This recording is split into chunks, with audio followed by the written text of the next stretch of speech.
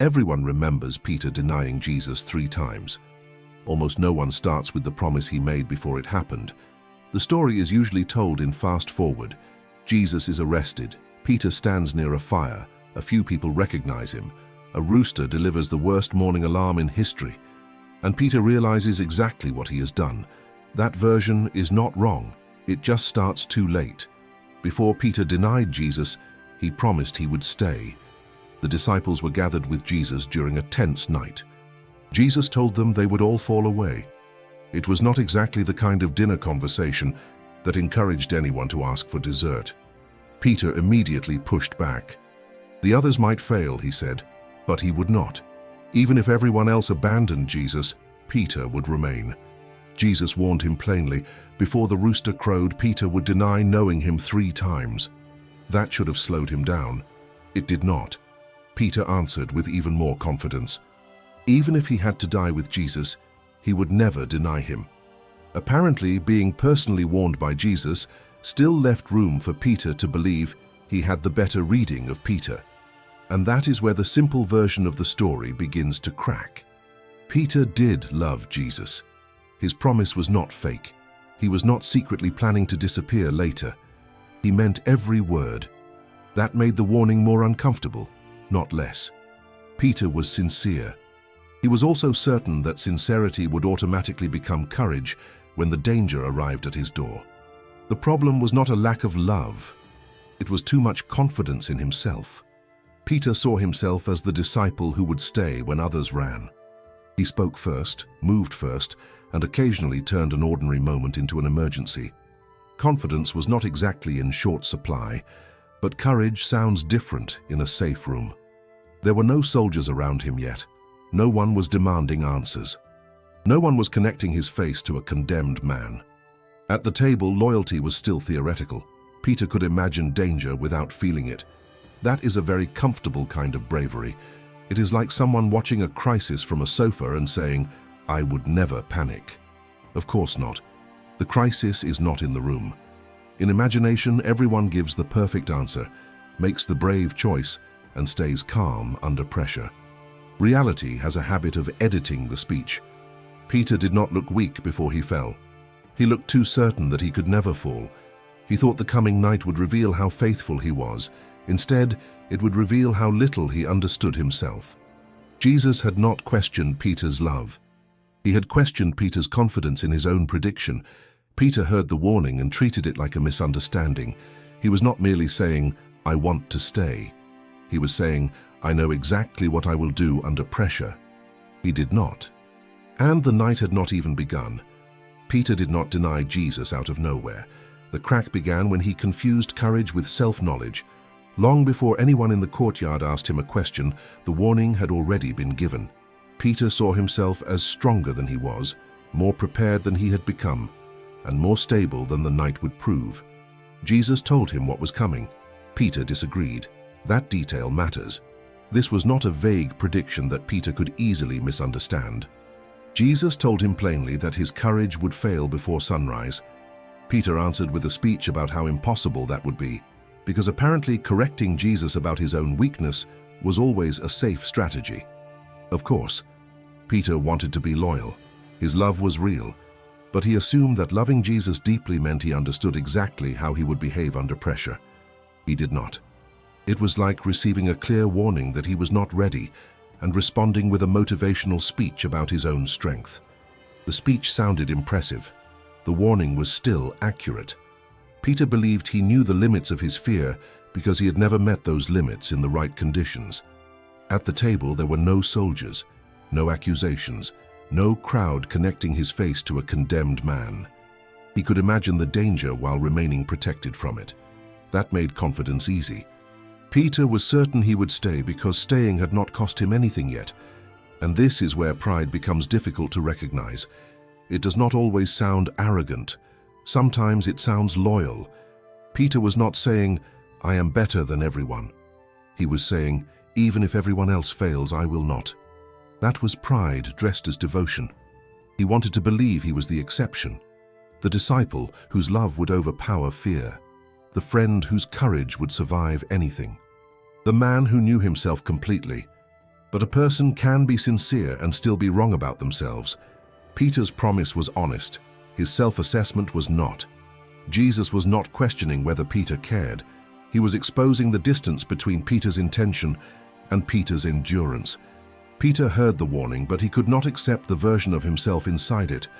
Sometimes the fall begins there, not with the final failure, but with the refusal to believe that failure is possible. Peter carried his confidence out of the room like armor. It looked solid because nothing had struck it yet. Soon, the night would bring soldiers, fear, public attention, and consequences. The promise would leave the safety of the table and enter the real world. And when that happened, Peter would discover that courage spoken in comfort and courage tested in danger were not the same thing. Until then, Peter had tested his loyalty only in conversations. The courtyard would test it under watchful eyes, where a simple answer could suddenly feel dangerous enough to change everything around him. The warning had been given, the confidence had answered. Now the pressure would test the promise. Then Jesus was arrested, and Peter's courage left the safety of a promise and entered the real world. Everything changed quickly. There were torches, armed men shouting, confusion, and enough chaos to make bravery feel much less poetic than it had sounded at dinner.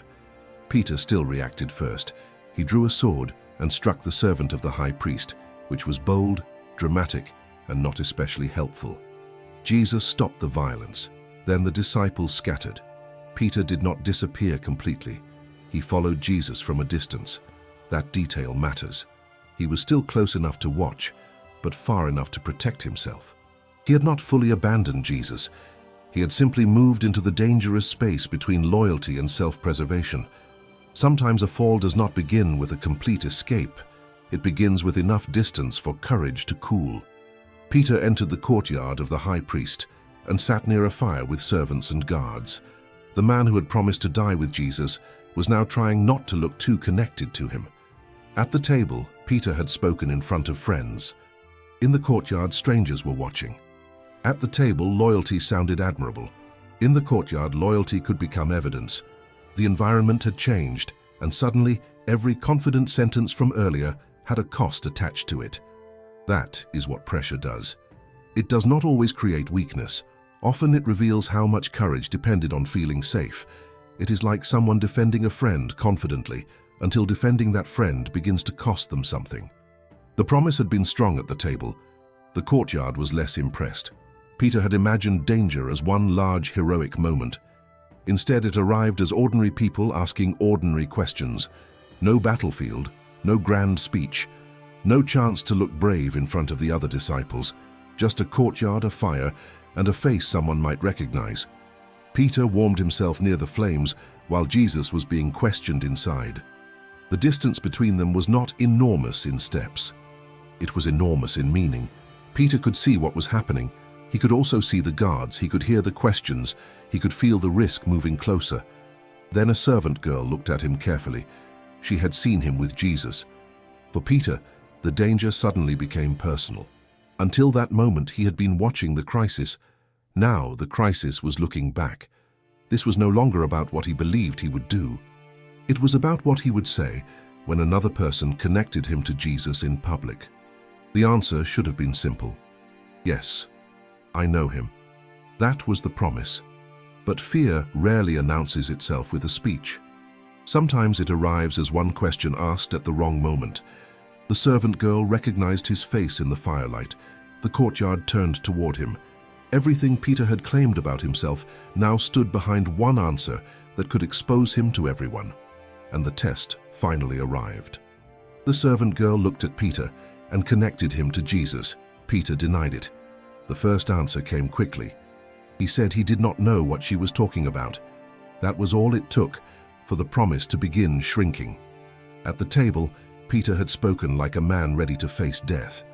In the courtyard, one question from a servant girl was already enough to make him hide the connection. He moved away from the fire, but the pressure moved with him. Another person recognized him and said he was one of Jesus's followers. Peter denied it again. This time the denial grew stronger. He was no longer just avoiding the question. He was separating himself from Jesus in front of the people watching him. The man who had promised to stay was now working very hard to look like someone who had never belonged there at all. That is what made the moment heavier. It was not one nervous sentence, it was repetition.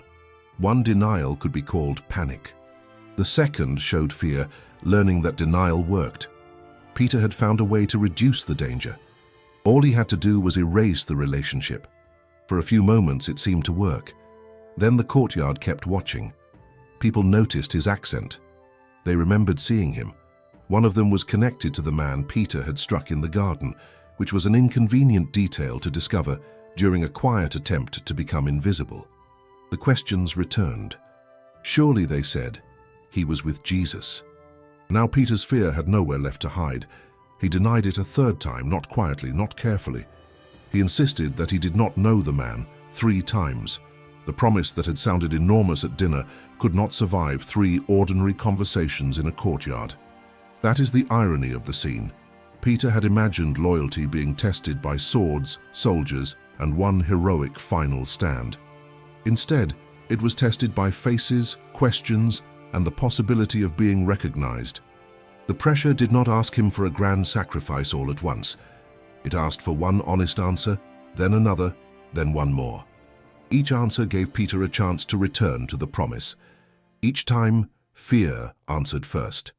It is like promising loyalty on a stage, then removing your own name from the list when the cost arrives. The famous scene was not the beginning of Peter's failure. It was the public evidence of everything the warning had exposed. His confidence collapsed under pressure. His fear gained space once, then again, then one more time.